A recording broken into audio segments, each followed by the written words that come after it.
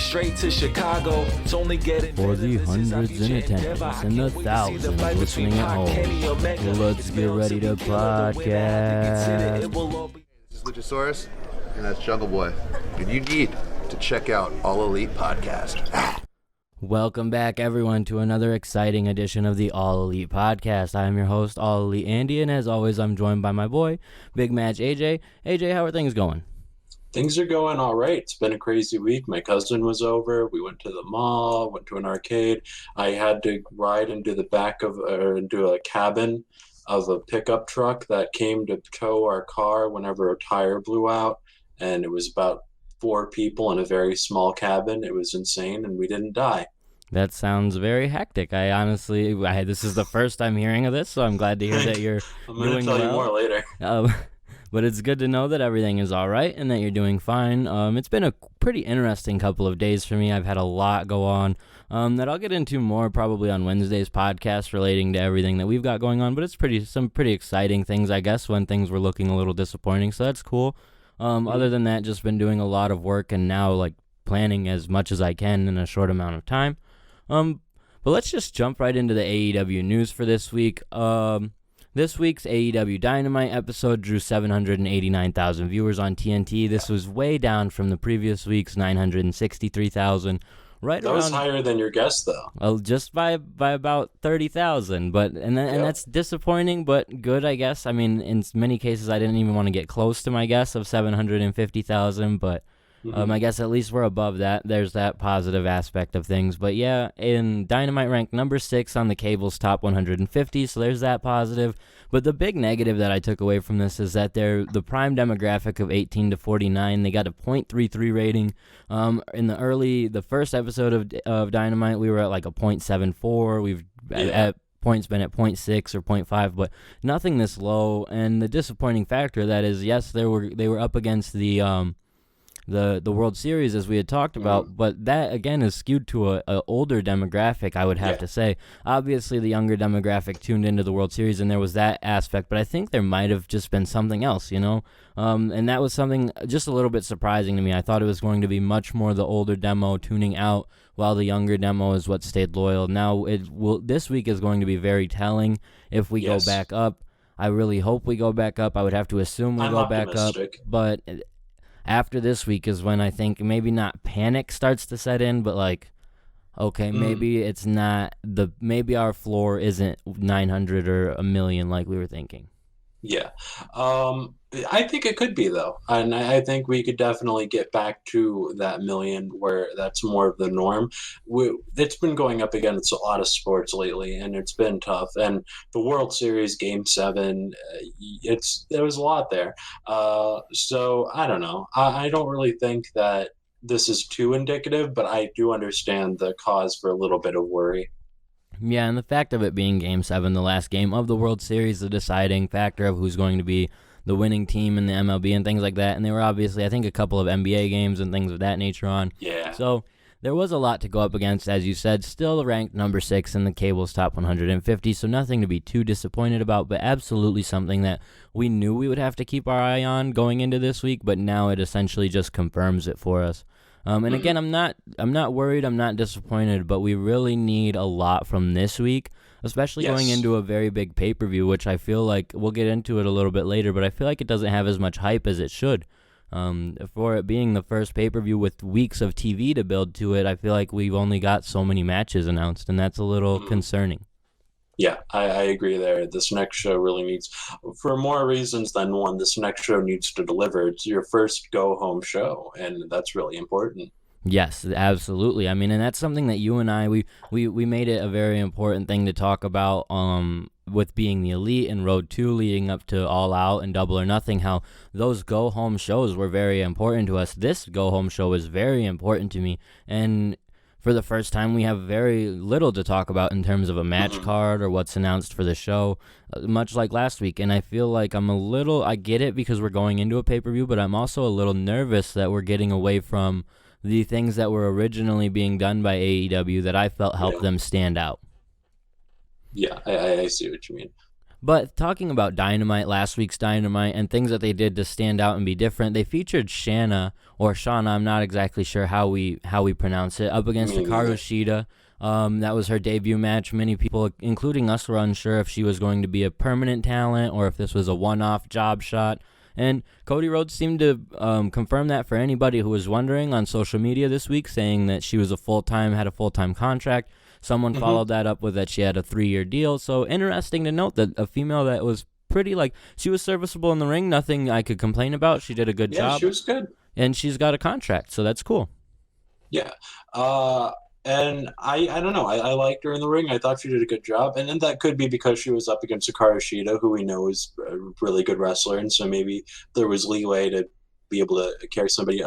That's the thing. I really don't know enough about her to say, oh, she's great or oh, she's mediocre. But I'm excited that they have a new full-time signing. That's the big takeaway for me. Yeah, and there's no confirmation on if Jamie Hayter, who was featured on the previous week's Dynamite, if she was signed as well. But it's safe to say that the way both women were presented and given an opportunity to shine, that they've signed both women, hopefully, because Hayter was also impressive. Both women have done a good job at, while being totally unknown, essentially, to an audience that is dedicated, even like us. They still were able to come out and be surprising new faces. And something I want to bring up, shout out to our boy Phil. He was telling me that he was watching Dynamite with his girlfriend. Shout out to Kira as well. And they were watching Dynamite, and Kira was very excited for Jamie Hayter and excited that Jamie Hayter could have a prospect of winning her match, and something that casual fans, we don't take that into consideration as fans who watch everything and know everything, or know a lot, I guess we should say.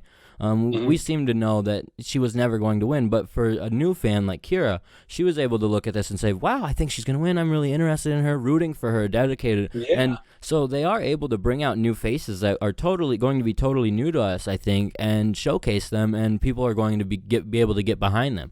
So I thought that was really cool, just that note of Phil telling me that. I was like, wow, that's interesting. Yeah, I think that's super interesting, because I constantly have that blind spot for casual fans, like you said, being more of in the hardcore fan base and knowing what's going on and who's who. It's a lot easier to forget that a lot of people could turn on to these wrestlers very, very easily just because they haven't seen them before. Exactly. So that was cool, and it's interesting just to see these new faces for AEW. People have been expecting to see some New Japan faces in AEW, especially after some potential teases of Kota Ibushi during Cody's entrance, or not Cody, Kenny's entrance last week. Kenny. But Nick Jackson took to social media to say there was zero chance of this happening in the future, that AEW and New Japan will never work together. And some people even noted, well, of course he's going to say that. Why would he come out and say that there will be a relationship? And he even took time to respond to saying that will not happen. I understand you guys want this, but I don't want to leave fans thinking about something that has zero chance of happening. And it's a little disappointing. I mean, we see, if you were paying attention in New Japan this week, Chris Jericho challenged Tanahashi to a match at Wrestle Kingdom on January 4th. And that match was accepted. So there's obviously that relationship there. But, I mean, it's not an AEW New Japan relationship, but there's a relationship there. You can't deny it because Jericho's there. So as a fan, you're hopeful something could happen. And Nick saying this on social media, it essentially just crushes that, I guess, which is fine. And as they should. Yeah, rip the Band-Aid off. It is disappointing. We've talked a lot about how much we'd like that. And I still would like that. Yeah, it maybe... I hate the fact that he's saying never ever, because, never say never. But I'm hoping that even if it's 10 years from now, and I'm thinking that long term, that something could happen, because I think you have other opportunities. You have other ways to give somebody an excursion to Japan, especially because they're working with DDT and they're working with, not in Japan, but OWE. And so there's obviously options to give people more of that Puroresu flavor.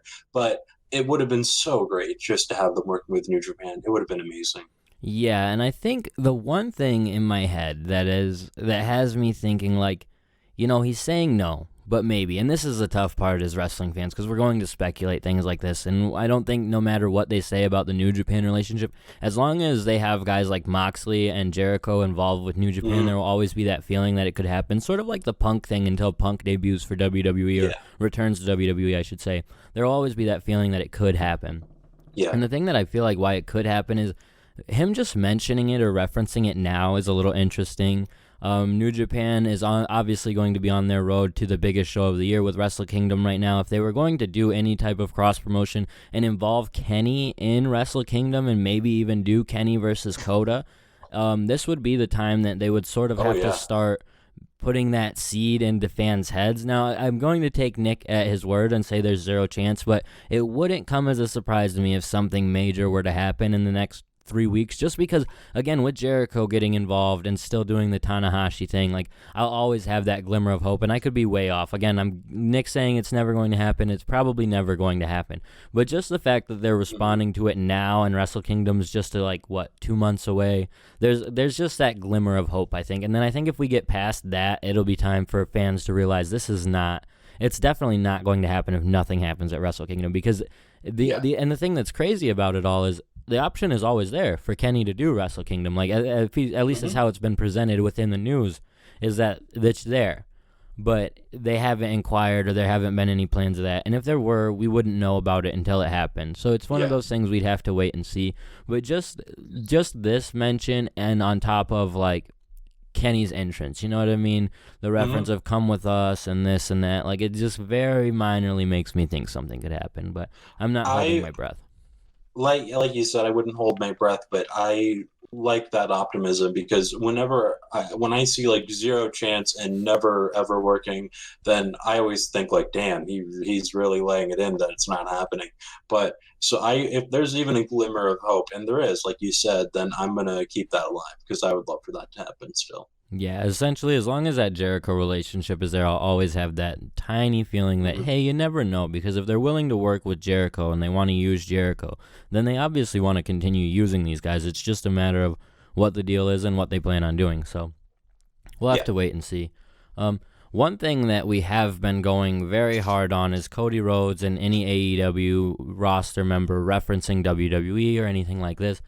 Cody addressed this week, saying that all of these references to WWE on weekly TV, it's just fun poking, and it should be just taken with a grain of salt. He says that in professional wrestling, he's surprised to see this reaction from professional wrestling fans, because it shouldn't be taken seriously. He said that the Omega Rollins situation on Twitter, it was just Rollins taking fun shots and lighthearted fun. We obviously are super against it. So how do you feel about Cody saying that he's surprised at us being against it? I think it's ridiculous, because if you're going to take pot shots, and I understand they're in jest and it's on, I guess, from their end, good fun, but from anybody else's perspective, you're going to war, and it seems like you're taking stances, and it seems like you're making big statements that have impact and meaning, and of course people are going to talk about them. I think the idea of being surprised boggles my mind. I'm surprised that he's been surprised. Quite frankly, and so I don't know. I feel like if you're going to be taking shots, then you have to be prepared for whatever comes your way next, and I just feel like that's common sense to me, that of course it would matter, or it seems like it would matter to me, but I guess Cody is just in a different mindset.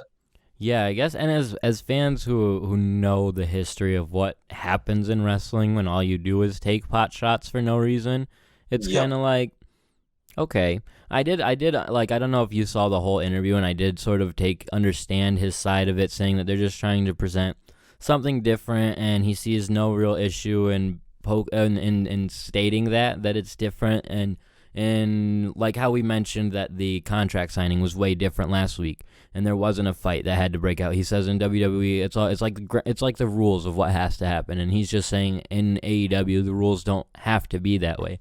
And while I understand that, I just think that he was generally addressing his one statement, as opposed to these multiple statements that we've gotten on being the elite, on this, on that, on this, on that. Yeah. And that's where I think it became annoying to some fans, that you don't have to do this every week, when the success was great in week one, but we're unsure of the staying power, especially as every week it has seemingly gone down. And this would need to be the week where it has to go up. Otherwise, it's hard to spin it in this way where we're so cocky. Yeah. But I do understand it is lighthearted fun, and a lot of it, I enjoy a lot of it. Like, I think a lot of it is funny I don't and hate good. all of it. The parts that I like, I don't. What I mean by that is I like the social media stuff, like the Rollins thing, or like random interviews where they're giving hot takes like this. But what I don't like is when we're on national TV and telling our whole audience that we're taking notice of everything WWE does. Like, you just don't have to do that. And I get that maybe even is them thinking of it as a WWE rule where you don't reference the competitor, you don't reference the other guy, but I think that's one that is fine. Like, I think that's one that wrestling fans are accustomed to. Like, you don't have, I think, and especially when you're going up against WWE or NXT in this case, like, you don't have to talk about them because, like, we already know, you know what I mean? And so it just gets to be redundant. Yeah, and I guess for me, it totally depends on the context for me, how you're presenting it and how you're doing it. Like when Cody said there's not an invisible wall between us, I liked that. I thought that was cool, and I thought that was just a good way to get him to say, all right, I'm going to go kick your ass. But I think context is key because he had a reason to say that at that time. I think when you don't have a reason or when you're just taking a shot at the company, that's when I'm more turned off by it.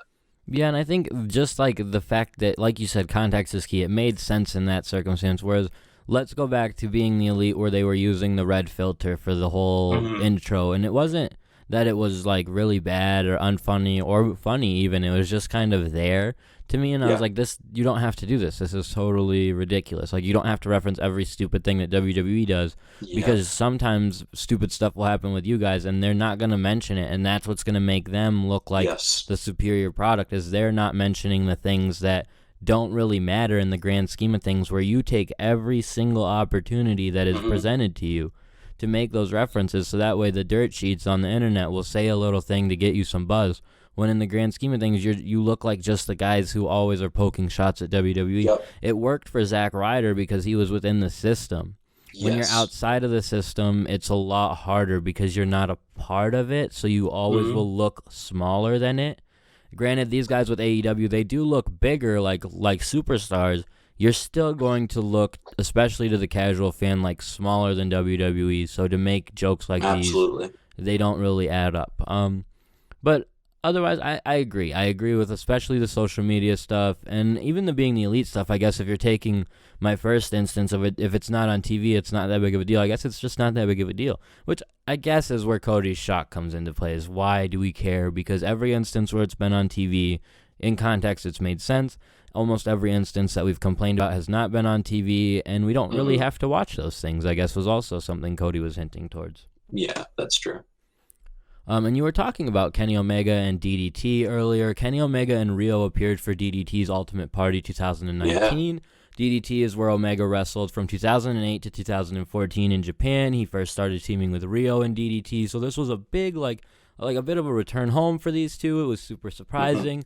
Took social media by storm at 3 o'clock in the morning if you were up at that time.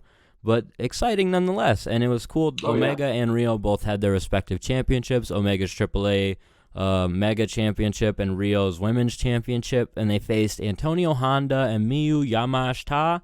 I'm not really sure about who either of these two are. I'm not a big DDT fan myself, but this is still great to see. Like, people are really dead set on this New Japan AEW relationship, and it appears that that doesn't have to be the only answer. There could also be this relationship with DDT, and it could become extremely beneficial to DDT if, say, there are some New Japan wrestlers who want to do an AEW shot or something, and they just want to leave it, like, because every company has contracts. So say you're in New Japan, you don't want to come to America to work for AEW full time. Maybe, because you've seen it happen in Japan especially, where superstars will just transition to a smaller company or a bigger company. And I could see it happening where maybe, just maybe, there will be one or two New Japan characters who don't necessarily want to come to America but want to do a short run with AEW. And you could do that through DDT, so it's not impossible. No, not at all. And this, going to the match, this was a great match. I went out of my way to watch this one, and I did know Antonio Honda. I did not know Miyu, and Miyu was excellent, just absolutely on fire. And Antonio Honda, who I'd seen before, he's very funny and very silly, and so every time he's in the ring, it's always a fun time. But he's also a pretty good wrestler. The match itself was good. The thing I took away from it, to add to your point, is that after the match, Kenny talked about wanting to come back to DDT. He wants to do more shows in Japan in general, and he's talking about being in Japan. So I think that really does open the door for at least a relationship with DDT, if not more.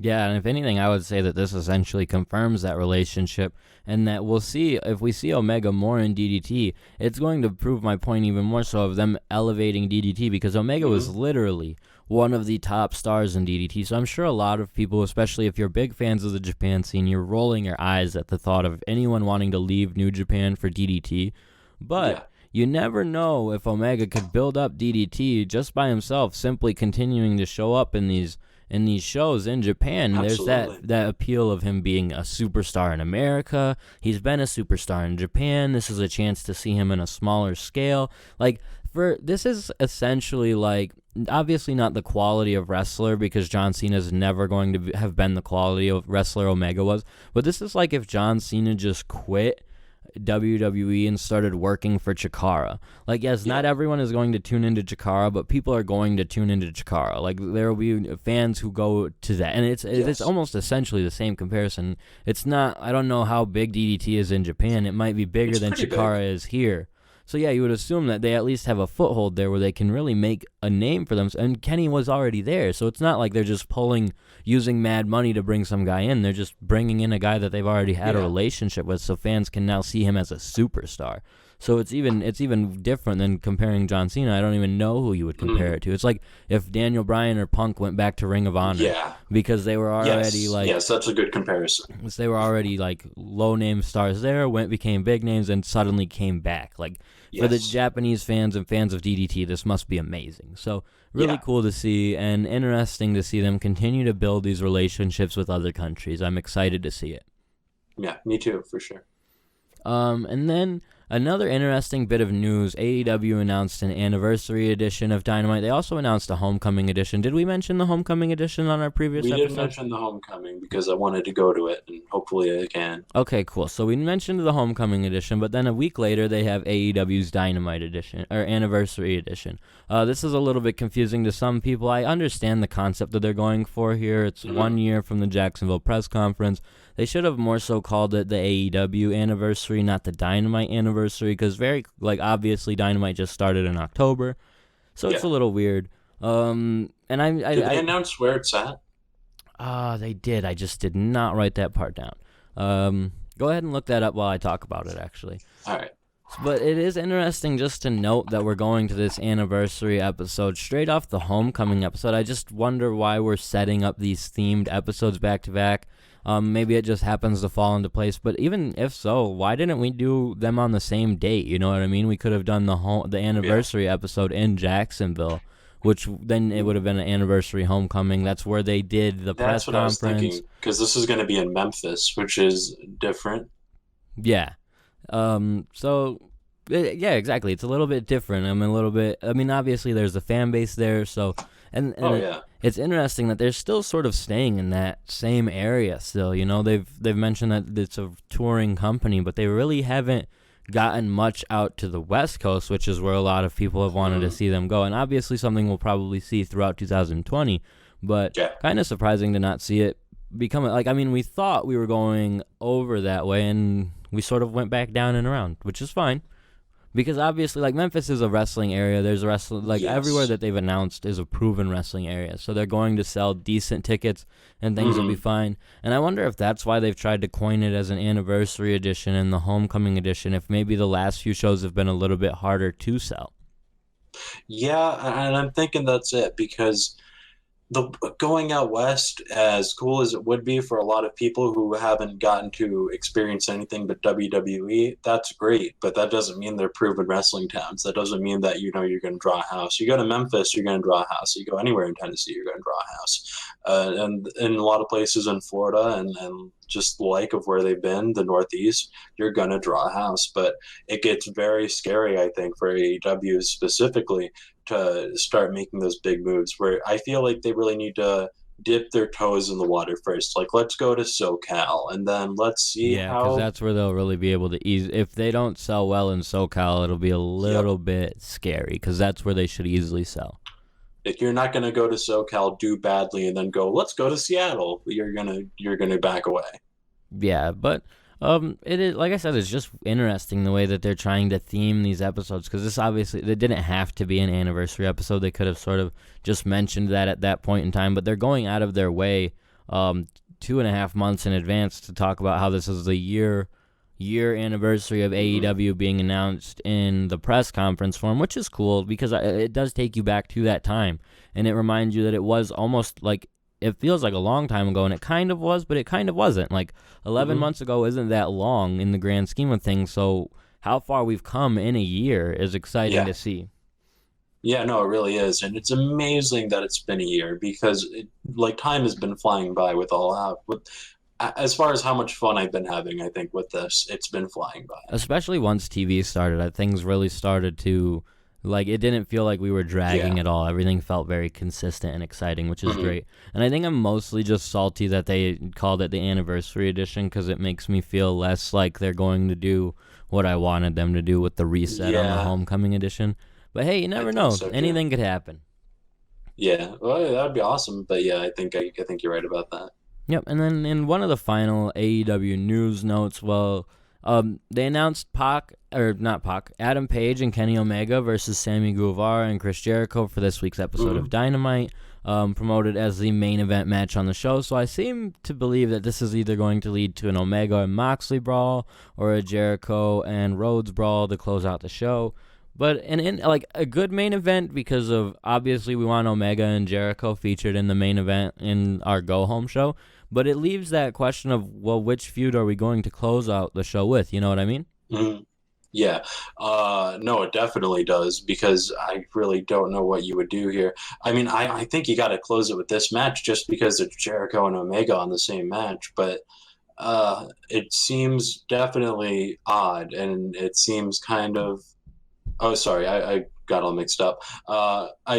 I don't know how you end it other than doing it with Jericho. I would say, because he's the title holder, he's the champion. That's where your focus should be, in my opinion. But I could see them kind of just doing a big brawl at the same time, where just everything kind of breaks loose and everybody goes crazy. That's what I was maybe thinking, we'll finally get that heel turn. I don't know. Yeah, I'm thinking clusterfuck though. Which is a little worrying, especially because we talked about how important we want the go-home show to be. And the thing is, it can be done right.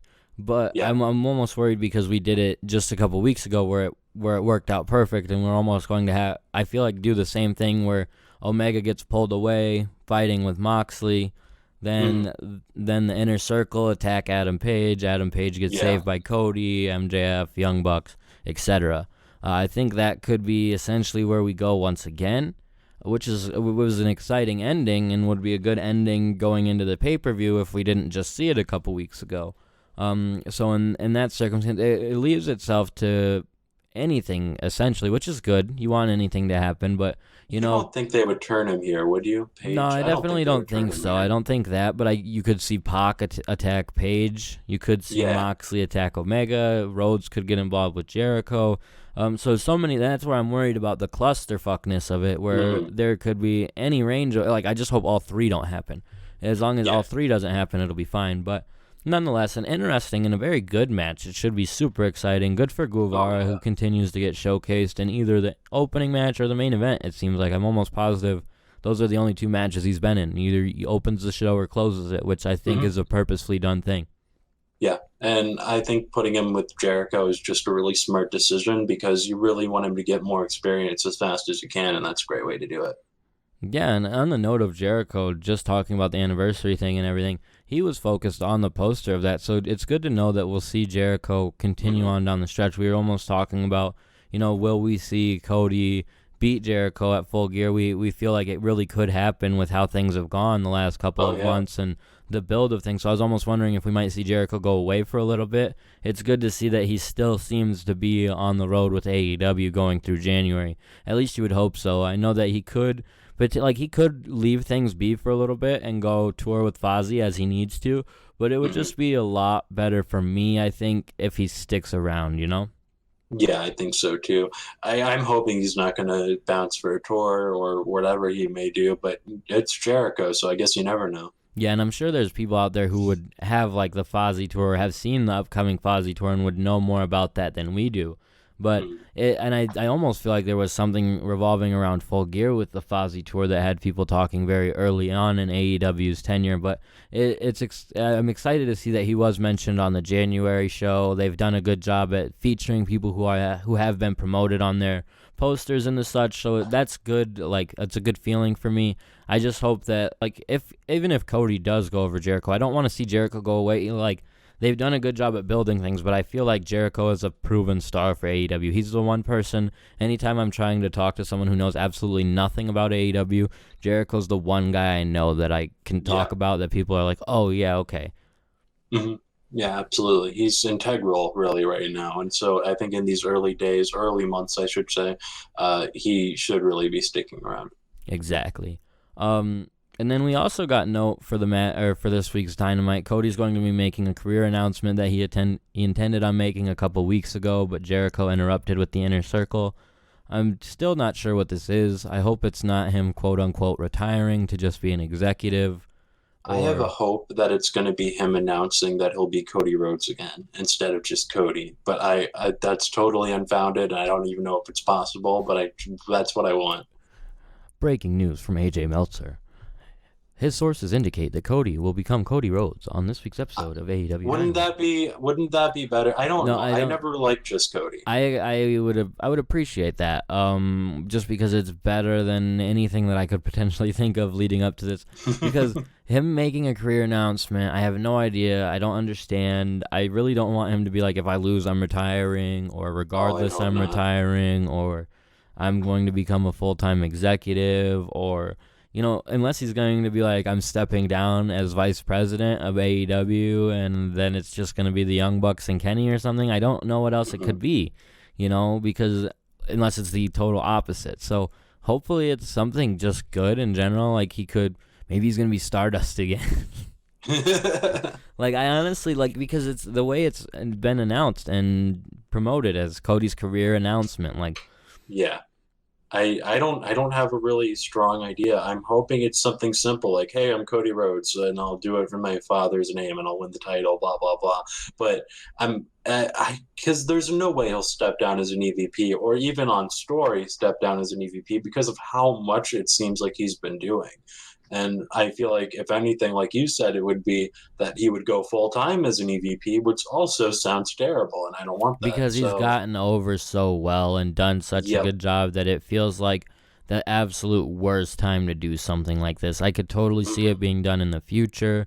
It's essentially the same thing as the Jericho situation, where I don't want Jericho to walk away and go take a break with Fozzy or whatever. I understand his commitments, whatnot, but I don't want to see that, because Cody's done such a good job at elevating himself and elevating AEW. Now, it could be beneficial, because on that same note, we've done a lot of complaining, you and I, about how much TV time has been dedicated to Cody and dedicated to Jericho.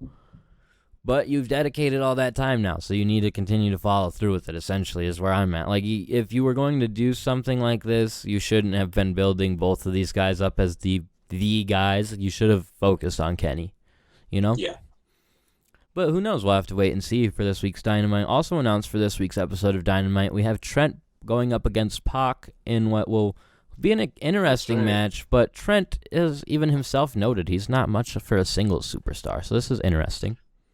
Yeah, I was interested in this match because it seemed kind of unfounded to me. Like, why is Trent randomly going into singles, and why is he facing Pac? And the only reason I can think of is that Pac needs somebody to beat, but that seems like the wrong person to do it with. I don't know. But I'm excited for the match. I think these two are going to maybe tear the house down. I don't know. It feels a lot like Jack Evans being thrown into that triple threat match. The one thing I do appreciate of it is, like, they're doing tag teams different still, you know, where your tag team superstars aren't isolated to tag team matches.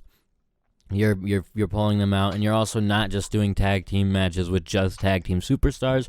You're also doing, like, different teams together. Like, we're getting Kenny and Paige for a second time now. They will now have a record of 1-1 or 0-1. Like, you know what I mean? They're now establishing a record as a team, even though they're not a team. So they're doing things a little different. That's the one thing I like in this. I see it exactly as you do. Trent is a feeder to Pac. It's fine, I guess, because with Trent, like, if his record is bad and he just goes back to tag teams anyway, so Yeah. it doesn't really hurt him that bad. It should be a good enough match. but- It literally just feels like a match I would have booked on EWR like 5 years Yes. ago, because these guys have been behind forever, so it should be fun, but it's just different. Yeah, like I said, I fully expect it to be a great match, but it definitely is. Oh well, I know who wins. Yes. And the thing that I will give them that's different is, like, if this was done in Impact or TNA a couple years ago, you would be like, oh, this is a WWE match. Like, and while Yeah. it is that, essentially, like, both of these guys have been through the WWE system, I feel like this will very much be them showing, hey, this is what these two guys can do in a singles Yes. match on our show. This is not Yep. exactly what you would see over there, which I feel like is what we saw a lot on Impact when you would see someone like Mr. Anderson against Booker T. It's like, oh, this is their SmackDown match that they would have. This is not going to be that. This will be a very good match. And Trent is someone who bumps his ass off, so Pac is just going to destroy him, I feel like. Oh yeah. But as far as this week's Dynamite, that's really all we have announced. Do you know of any more announced matches? That's all I've heard of so far. And that's, I think, the one thing where I'm talking about is being a little bit more disappointed. And we were very much had a match card and a lineup. And we could get a lot announced tomorrow being Tuesday.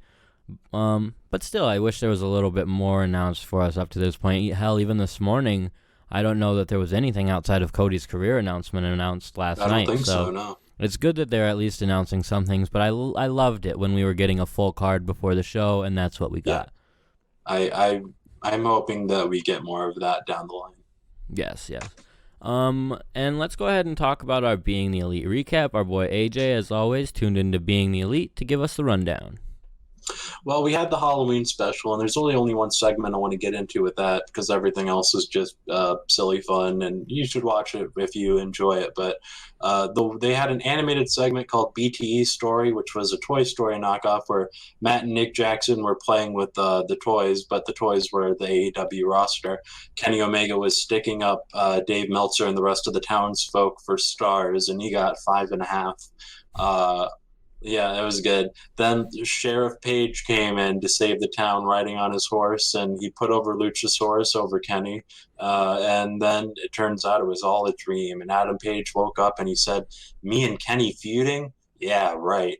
So I don't know what that exactly means, but that's my big takeaway from the Halloween special. I thought that was worth mentioning. Now I see why you mentioned that as if Adam could possibly turn.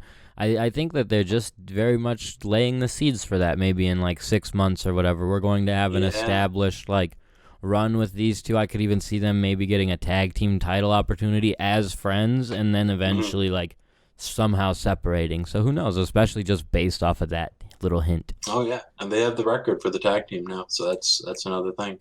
But then we're gonna go to This Ain't Water. The episode is 178.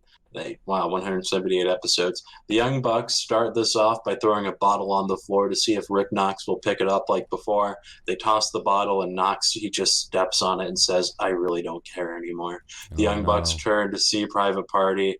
For some reason, they're there. And then, the idea was, of course, he does not care about the rules anymore. It's another shot at the referee stuff. But right after that, the Young Bucks turn to see Private Party. They ask for their water, but they say that they're not drinking water.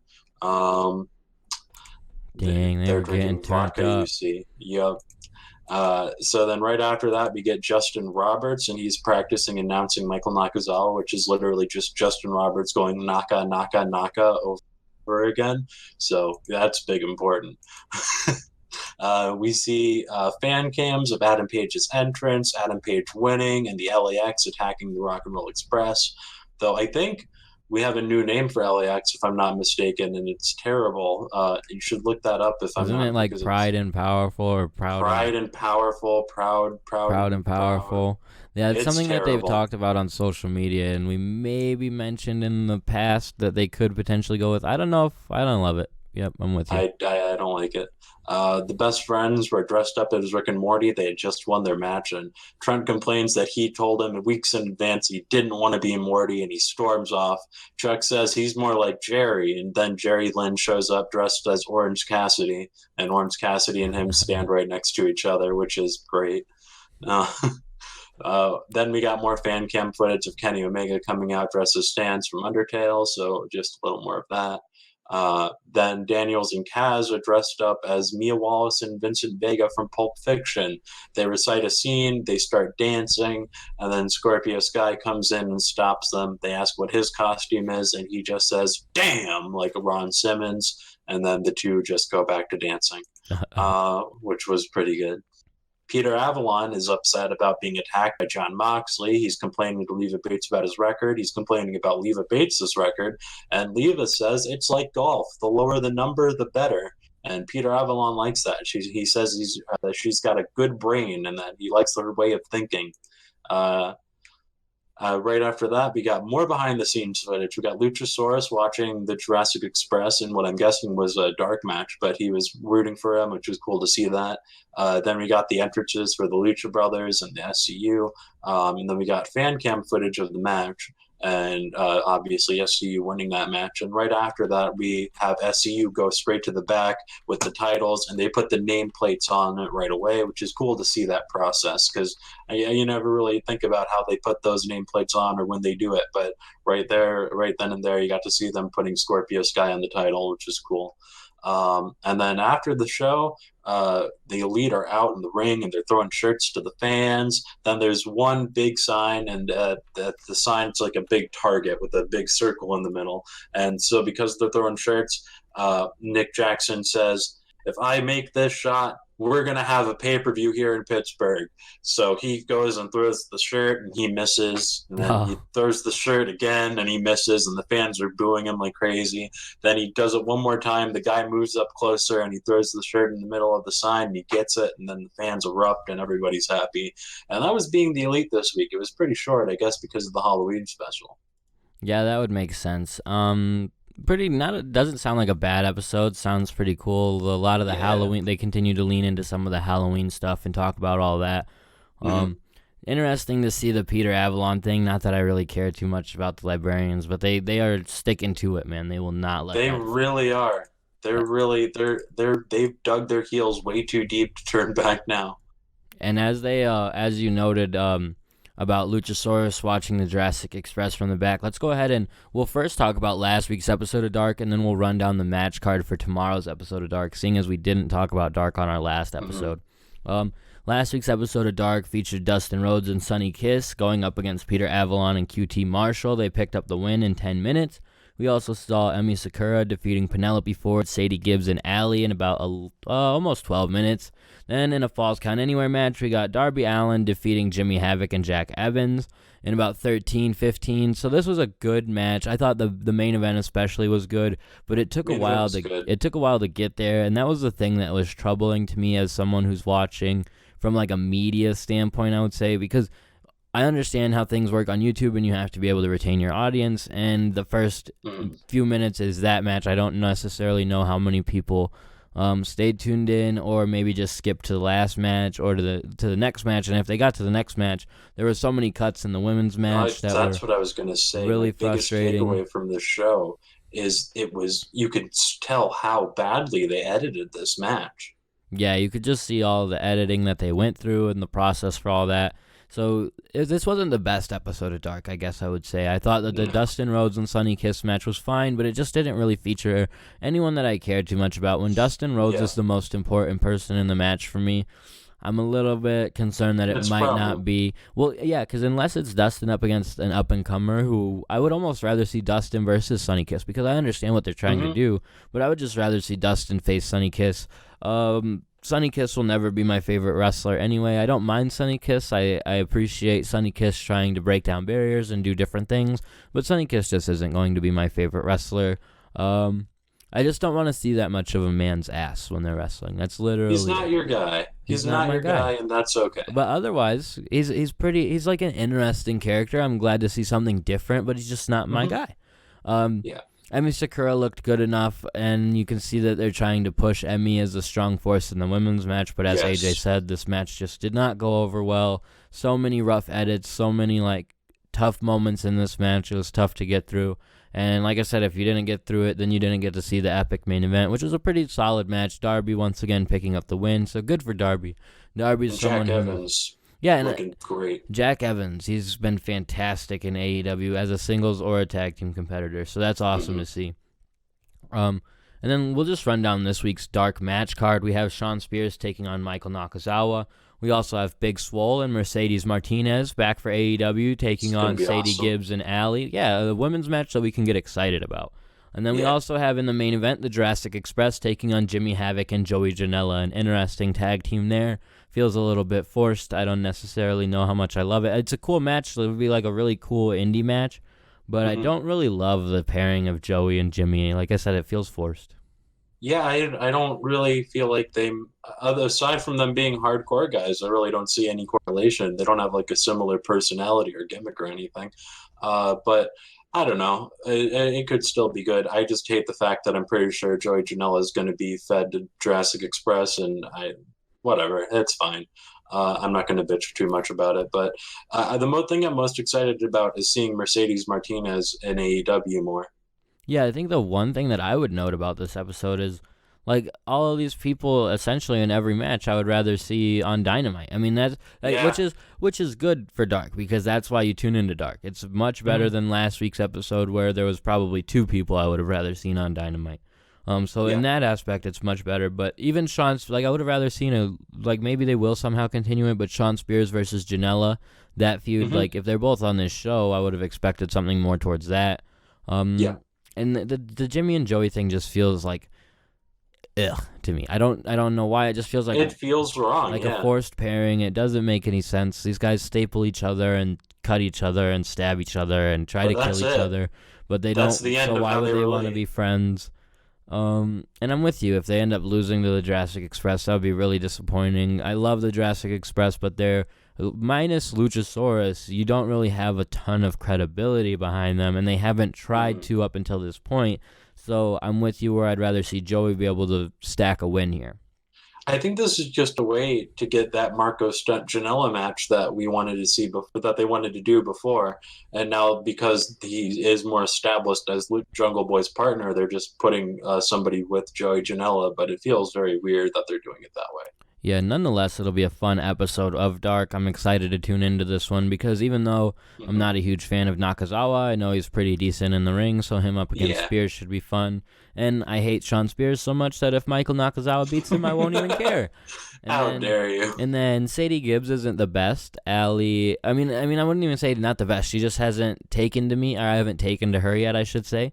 She has a total opportunity to change that here. Big Swole, Mercedes Martinez, and Allie, all people that I'm at least interested in. Allie is on that borderline of I might not like you because just there's some moments where you're like, damn, man.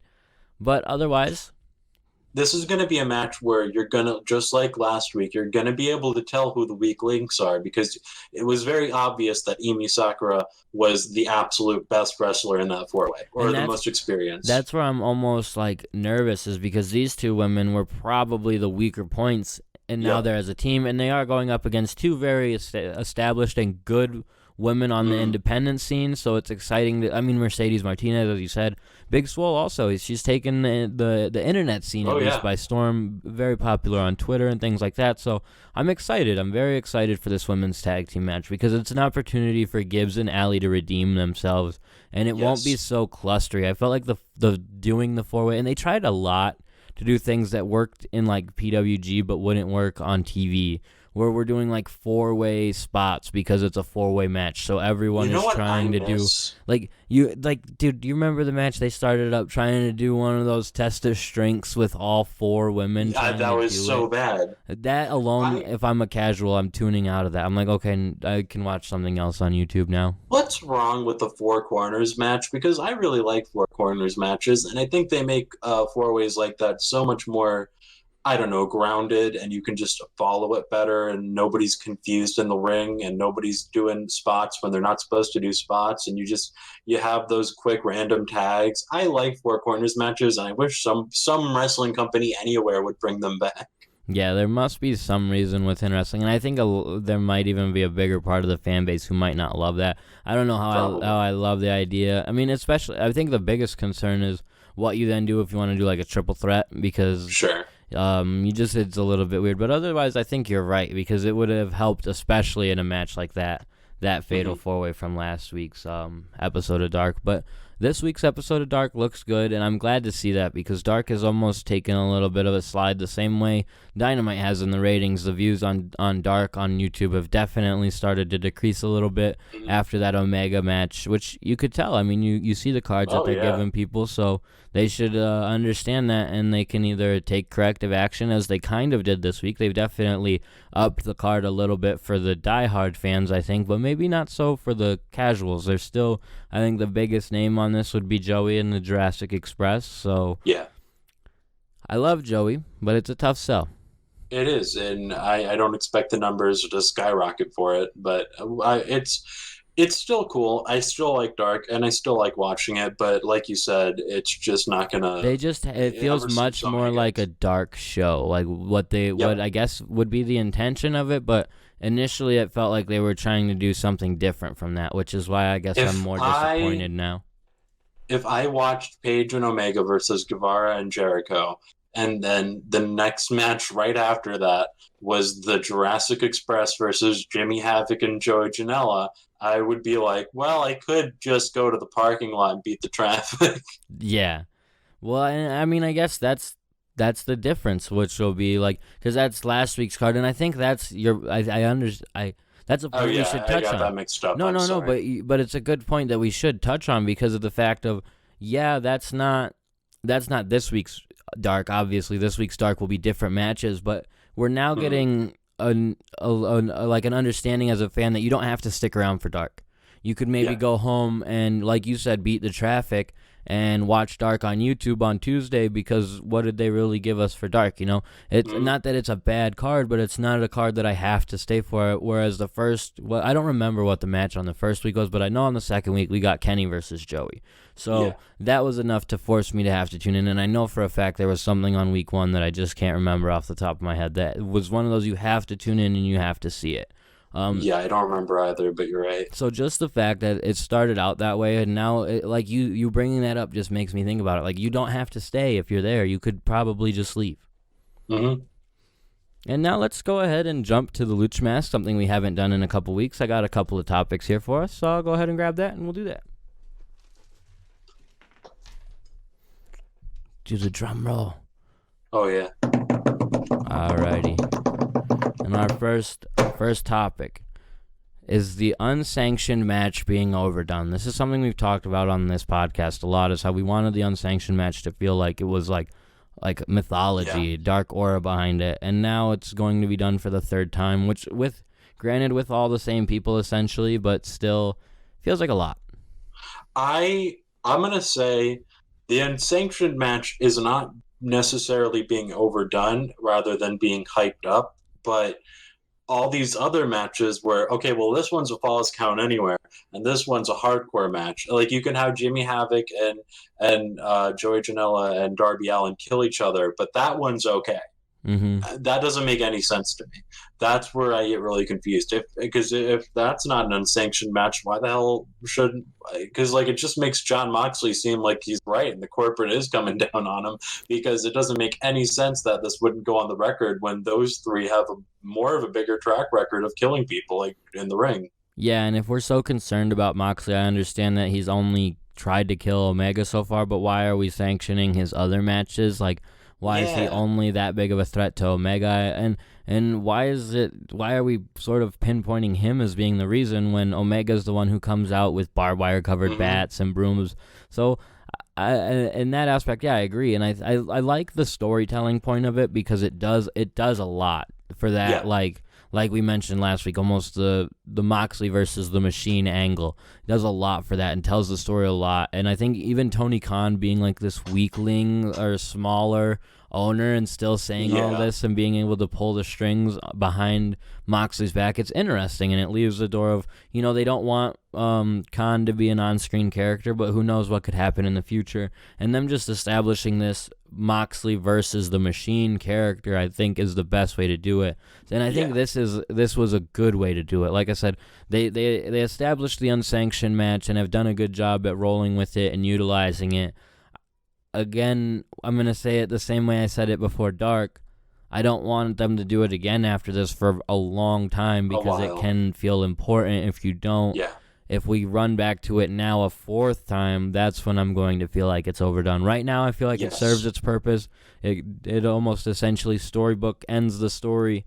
Don't bring it back for it sounds very Meltzer-ish, but don't bring it back for like a year. At least, close the book on it, and because you can utilize it and make it feel like something bigger if you're not doing it every 3 months. I don't know if I would say a year, but I was thinking 6 months in my head at the earliest. Yeah, 6 months would be fine. 6 months would be fine too. Going into the summer, like a big feud with Moxley, ending off the summer in the unsanctioned way. Because if it becomes like a theme where and that's how we're going to tell the story, it'll be like, okay. That's going to get really weird and really annoying. Yeah. But let's go ahead to our next topic from the Lucha Bag. Do you think they have done enough to hype up Full Gear? Full Gear is literally this Saturday, 5 days away. We're going to sound like we're complaining about the company now, but I have to say they haven't. No, they haven't. They've done a lot to hype up, and I think I get why. You've had to hype up TV, and that's been a big priority just to get people to watch before. But you are definitely missing more of hyping up while you're watching TV, hyping up that big show and hyping up these big matches. Cody and Jericho, obviously, you nailed that. But Pac and Paige, I don't really feel like that excited for. I'm excited for the match, but I'm not excited because of the angle. There's not really much of an angle behind that. And there's not a lot announced for the card that you feel like should be. I feel like they almost shot themselves in the foot by making the tag team tournament. And last week it should have almost ended a week before that to give them time to set up what I assume is going to be a rematch. And it's going to feel very WWE to go, okay, they won the tournament. We're going to set it up on Wednesday. Now they're going to go again on Sunday or And why Saturday. should the losers who just lost the tournament even get a title shot, which I don't like at all? Yeah, unless it's like they kill Daniels again and they're like, no, we want to fight him. And they're like, we can't. Yeah. I mean, they could do something like that, which would be fine. But my biggest issue, I guess, is right there with you. Why are we giving the people who just lost? The reason why I think it's going to happen is because it would much more explain why we went to a roll-up finish. We can give the bigger match on the pay-per-view type thing. But that's not even announced yet, so who knows? We don't have a women's championship match yet announced. Yep. You have to assume it's going to be Britt Baker in some form. I would even be fine with it if we were going into this show like the Dark Order versus Lucha Brothers #1 contender, Britt Baker versus Emi Sakura #1 contenders. It gives me a reason to tune into Dynamite. Gives me a feeling like going into a pay-per-view, and this doesn't have to be the theme for every pay-per-view, but I would be okay with that. We're establishing a top 5. We announce the top 5 on Tuesday. On Wednesday, we do the #1 contenders. On Saturday, we do the pay-per-view. And it just boom, boom, boom. If we don't have an established storyline, that's how we create a #1 contender like that. That would be an interesting thing. Give people to look forward to the top 5 that they haven't mentioned since Cody mentioned it on that interview he did. So that's the only thing I wish we were getting this week. Because it doesn't feel like this is the Full Gear go home, I mean, shoot, we'll talk about the Full Gear card in a second, or we could talk about it right now really quick because there's not a whole lot announced. We have the Young Bucks against Pride and Powerful or whatever their name is, LAX. That's fun, but that's again where I'm talking about the tag teams division not feeling as important as they wanted it to because the tag team title match isn't even announced, but we have this match announced. That's definitely a problem. I don't care about the tag team title match nearly as much as I do about this, and I don't think I'm going to, even if we do get that contenders match. Exactly, and then we have Moxley and Omega in the unsanctioned match, which that kind of good. Yes, that's good, but that pisses me off, AJ, because they're going to put them last. You think? Lights out, unsanctioned. Same way they did it with Moxley, and it didn't feel so annoying then because we didn't have an established world champion. But if Oh my God, you're right. I mean, that's what I would have to assume. That's how they've done it with. It's always been the last match, no matter what. So Yeah. in that aspect, I guess I'm okay with it because we're continuing like the mythology of it having to be on last, having to be lights out, whatever. But I'd rather irritates me. Jericho and Cody go on last. Yeah. One reason why I also don't like the unsanctioned aspect of it, and like you just said, we have Jericho and Cody obviously announced, obviously done a great job at promoting this Great, one. yeah. One I'm super into. I'm excited to just hear the crowd reaction, the split between the two sides, and it's going to be loud, I have to imagine, because you either love Cody or you hate him, and it's the same feeling with Jericho, I feel like. So that's great. And then there's one more match announced. Which one am I forgetting to talk about, AJ? Oh, the one we talked about already, Pac versus Paige. Yes. And that's like we talked about there's just not an angle for it. Not really. yeah, outside of what was built months ago, which going into this, I was excited because we were like, oh, cool, we're building this. Mm-hmm. And they did get the match on TV, so they have built it a tiny bit, but it feels like Pac's been more focused with Moxley, and Paige has been more focused with bickering with the Young Bucks. So Yes. So- It's bizarre, and I'm not sure I totally get it, but the match is going to be great, and I'm excited for that at least. yeah, and while I am disappointed that I feel like they haven't announced enough or done enough to hype Full Gear, the card that they've got is spectacular. That I will give them. Those 4 matches, I'm excited for every single one of them. Just on the match aspect of it, like it should be a solid match, should be fun. But outside of that, that's where I'm like, it's only 4 matches, so that's what we've had announced for Dynamite the last 5 weeks. So why do we not have more announced for the pay-per-view? I feel like, and even what we have announced is essentially what we've hinted into on TV. That's why I would have rather seen them continue the B. Priestley versus Britt Baker feud, do like a solo women's match and then a women's championship match as well, which would have been just 2 more matches to add to the card. Yep. Instead, it's going to be Britt versus Rio probably, which is good. It'll be fun. It's fine. But, you know, I just wish that even if that was the match, we should have announced it already. It shouldn't have to be something that we're assuming. So too. Let's go to the Lucha Bag or Lucha Mask. I can never say it right one last time. And who is one superstar you have taken notice to in AEW that didn't have your attention beforehand? Sammy Guevara, absolutely and undoubtedly. I really didn't care when we first started the podcast. I was like, okay, he's a fun character, but I really didn't think anything that he would be at the level he is now, where he had that first match with Cody, which was a great match, and the crowd was going bananas for it.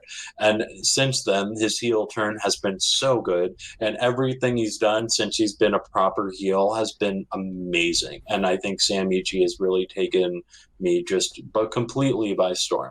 Yeah, Sammy G was someone that I had a little bit of history with, like knowing about him in the past, but didn't really take too much time to check him out.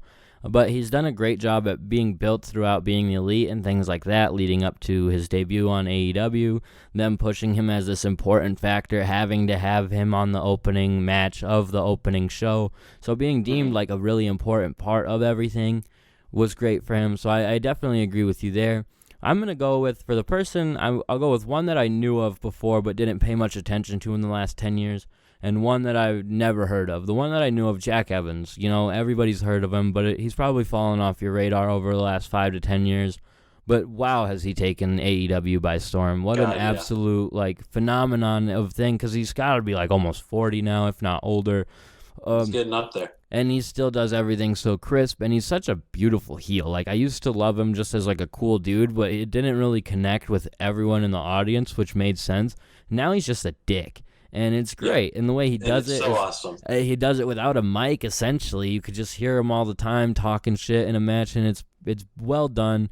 It's like the complete opposite of Isaiah Cassidy's Scream, because you utilize sound in a match to do something else. And it's not the cringe factor I get when Isaiah Cassidy is screaming. It's like, oh, sweet. He's being a douchebag. And then the one person that I didn't know about that I've taken absolute notice to has got to be Luchasaurus. Even though he's on the shelf right now, being paired with Jungle Boy was perfect for him, because it gave that opportunity for him to really get some shine, and it gave Jungle Boy a strong person to work with, and then putting Marco with the 3 of them. It's all worked out really well, and I'm glad to see, hopefully, his injury isn't going to be long lasting and keep him on the shelf for too long. So that being said, he's someone that I'm definitely excited about and glad that, and I've taken a lot of notice to in AEW that I had no idea of before. Yeah. And honestly, if you would ask me before AEW to watch a Luchasaurus match, nah. I wouldn't have taken the time for it. I would have thinking he was a gimmicky Chikara wrestler. Totally right.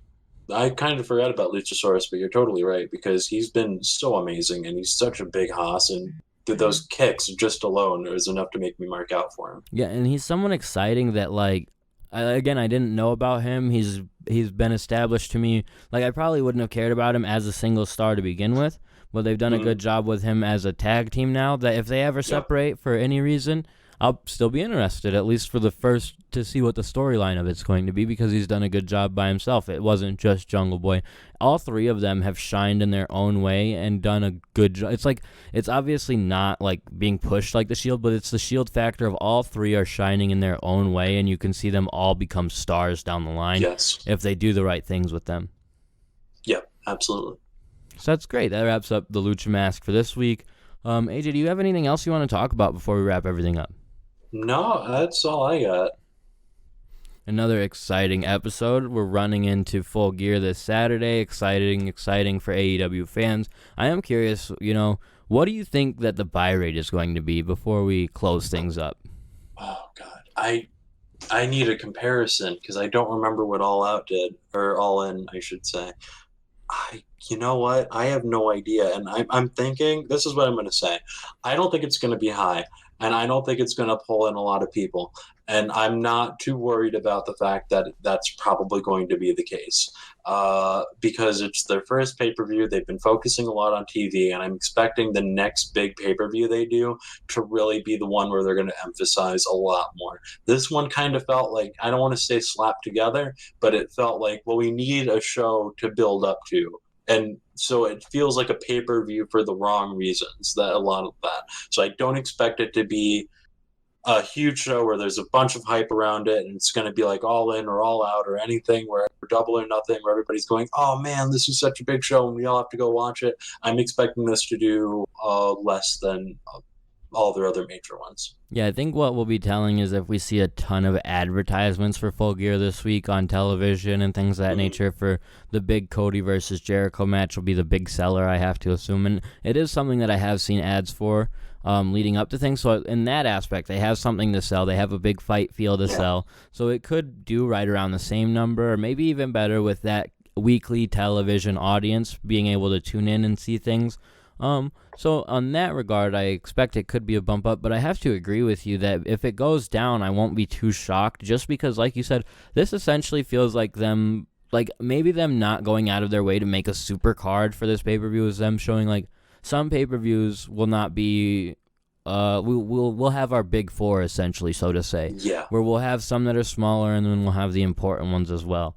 We'll have to wait and see what they essentially plan to do with the next pay-per-view, because they don't have a lineup or a schedule for that. We clearly have the lineup and schedule of television shows, but you'd almost have to assume the next pay-per-view won't be until after January now. Maybe they'll do another BR Live special or something like that. That would be really cool and exciting to see. That'd be good. But this almost feels like what this show should have been, was more of a BR Live special. The one thing that they have going for it is they do have StarCast that weekend, so the fans are going to be hot. The fans will be excited. But even for StarCast, they don't have like the same stuff announced for the press conference, the weigh-in, all that stuff. They don't even have that announced necessarily yet. So maybe they're just sort of toning it back with this pay-per-view to make it feel like it's not to be in comparison with those other big ones that they've done thus far. Yeah. But I would have to say probably 70,000 to 110,000 would be my guess, because I want to say 100,000 has been their high end with everything added up, like streaming and all that. And legit buys. So I could see an increase in that, especially with television, but I would not be surprised to see like a lower number either. As long as we're not anything below 50,000, I don't think it's anything to worry about. 50,000 or below, I would be again a little nervous. I think that we're doing something wrong on television, because we're not selling these fights how they should be sold. But I think they've done good enough with Cody and Jericho that it should sell. But again, Cody's announcement this week is going to be a big thing to add to that. If he says he's going to retire or something, I feel like it'll give away the finish, and people won't really be that into it. But nonetheless, an interesting week for AEW. We'll be back on Wednesday for our Wednesday night's main event, Dynamite Review, and we'll be able to talk some fun AEW news and any other interesting things then. Until then, AJ, plug your social media. You can follow me on Twitter at BigMatchAJ, and you can follow me on Instagram at AJTheFitzy. You can always follow the podcast on Twitter at All Elite Podcast. You can find us on Instagram at All Elite Everything. You can follow our website, alleliteeverything.com. You can check us out on Facebook at facebook.com/AllElitePod. And you can always catch me on on Twitter at All Elite Andy. I do want to give a shout out once again to everybody for tuning in, our YouTube listeners and viewers. If you're still tuned in on YouTube, make sure you smash that subscribe button, brother. If you're listening to us on iTunes, Spotify, anything like that, shout out to you. Thank you for tuning in. If you're any of my family or friends tuning in on Facebook Live, thank you for tuning in. I appreciate everyone and all of the support. It has given us such a great opportunity and so many great opportunities to do a fun thing talking about wrestling every week. So pretty awesome. Thank you all. Yeah, man. So it's just cool. Big shout out to everybody for all that. And shout out to Jungle Boy and Luchasaurus for our intro to this week's episode. Oh, yeah. So, but that wraps everything up for us this week. Until next week, see ya. Bye.